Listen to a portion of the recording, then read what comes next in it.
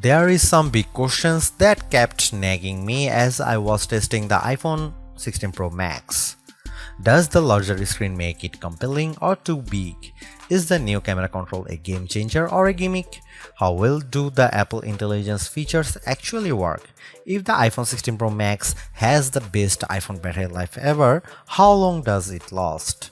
After testing this flagship phone for several days, I'd say that it is indeed a handful, and while I am encouraged by some of the Apple Intelligence features I tested in a beta that's arriving next month, more AI capabilities will be coming later.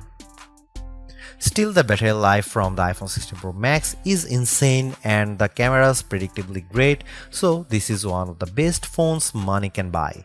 Apple clearly still has some catching up to do with AI, and the design hasn't changed much with the exception of slightly slimmer bezels.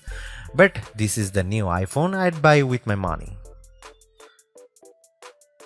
I have been a Pro Max user for years, since the iPhone 11 Pro Max, but after testing the new iPhones, I'm actually torn about the iPhone 16 Pro Max.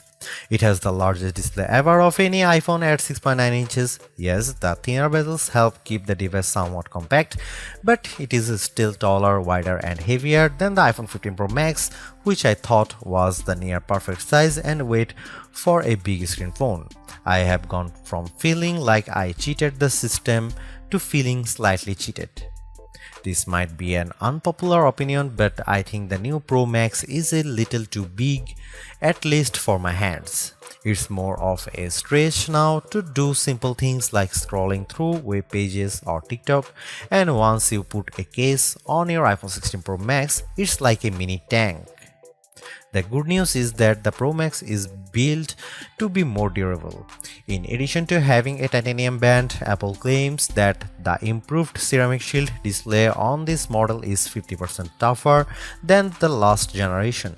We can't drop these units, but on paper it's encouraging. The iPhone 16 Pro Max comes in 4 colors: titanium white, titanium black, natural titanium and desert titanium. Our iPhone 16 Pro came in the natural, which looks fairly modern, but I prefer the desert color as it pops more. The iPhone 16 Pro and Pro Max displays don't get any upgrades in terms of brightness or refresh rate, but they are still among the best OLED panels on a phone.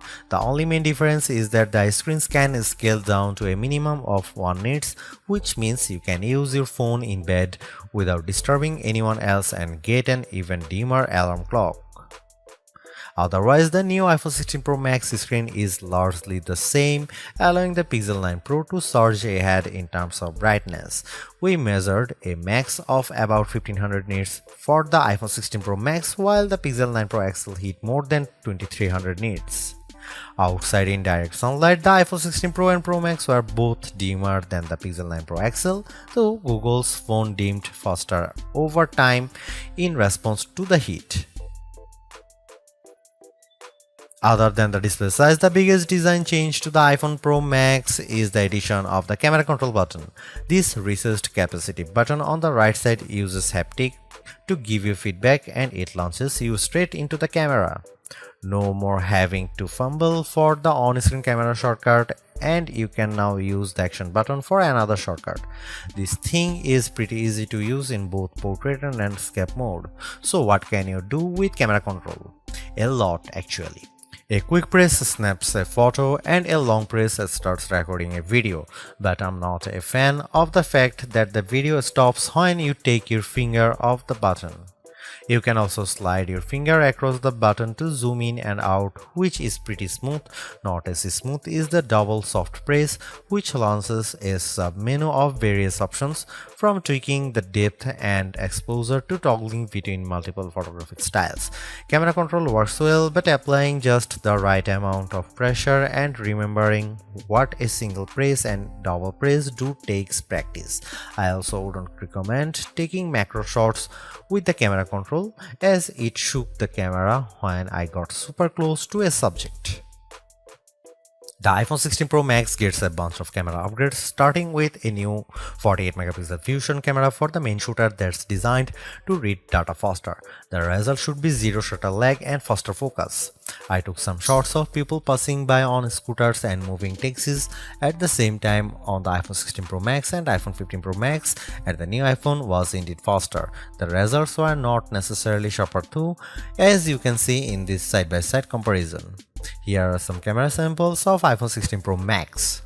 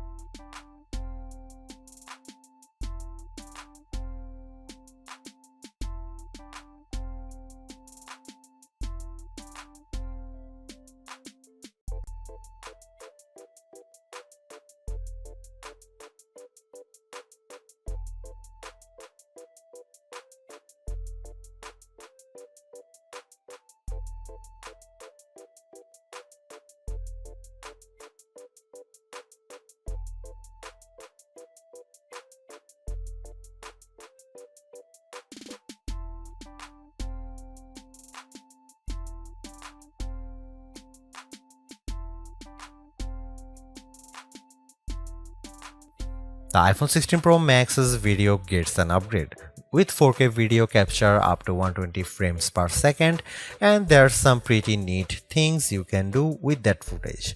Using the playback speed controls, I could slow down a ping pong match to 50%, 25% or 20%, and the footage still looked sharp. Apple Intelligence is Apple's version of AI that's designed to be more secure and helpful than what Samsung and Google offer. But right now, Apple Intelligence is more of a tease since it's in developer beta right now and it won't launch for the rest of us until October. Even then, certain features won't be available such as visual intelligence and ChatGPT integration.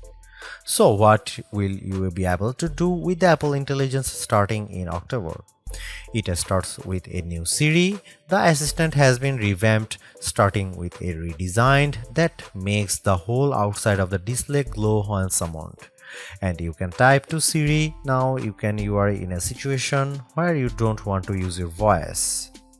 Siri is definitely more forgiving of screws up, as you can correct yourself on the fly and it will still get your command right. I started a timer and changed the time mid-sentence without a problem. You can also ask follow-up questions and Siri will get for the context. Apple Intelligence also delivers a wide range of writing tools. You can have the iPhone 16 Pro proofread your copy for grammar and word choice, or get help rewriting if you want to go for, say, a more professional tone. For example, I put together a mock email demanding a raise and I got something back that is much more appropriate. You can also have Apple Intelligence summarize long passages of text as I did with a few notes. I wish you didn't have to select all text first, but I did get a fairly good summary of the key points for my short list of this video. Don't want to look up how-to articles? Siri leverages large language models and Apple support info to give you step-by-step instructions on how to do lots of stuffs on your iPhone, from making screen recordings to scheduling a text. This is a game changer for kids who play the IT person for their parents like me. If you are looking for an Apple Intelligence feature that tugs at the heartstrings, try making a memory movie.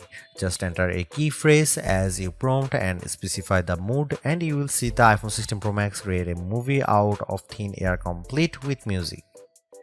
cleanup in the Photos app, a way overdue feature compared to what you will find on the Pixel and Galaxy, but it is still nice to have. You can remove unwanted objects or people in the frame with just a tap. The cleanup feature worked fairly well when I tried to remove a person from a selfie, but you will get the best results if the background isn't too complicated. The iPhone 16 Pro Max is indeed an iterative upgrade, and maybe it wouldn't feel that way if Apple Intelligence was available today along with all the promised features. Instead, it's going to trickle out over time, so I would not to be in a rush to upgrade. Having said that, I think that iPhone 16 Pro Max is the best phone money can buy right now if you want the biggest screen and longest battery life. It lags in zoom versus the S24 Ultra, but you get more endurance, better camera quality, and plenty of creative features like photographic styles and audio mix. I actually preferred the AI capabilities of the Pixel 9 Pro XL series with its smarter Gemini Live voice assistant and other features like Add Me for photos and Pixel screenshots. But the Pixel's performance and battery life trail the iPhone 16 Pro Max. For me, the iPhone 16 Pro Max retains its title as the best phone, but it's not because of Apple Intelligence.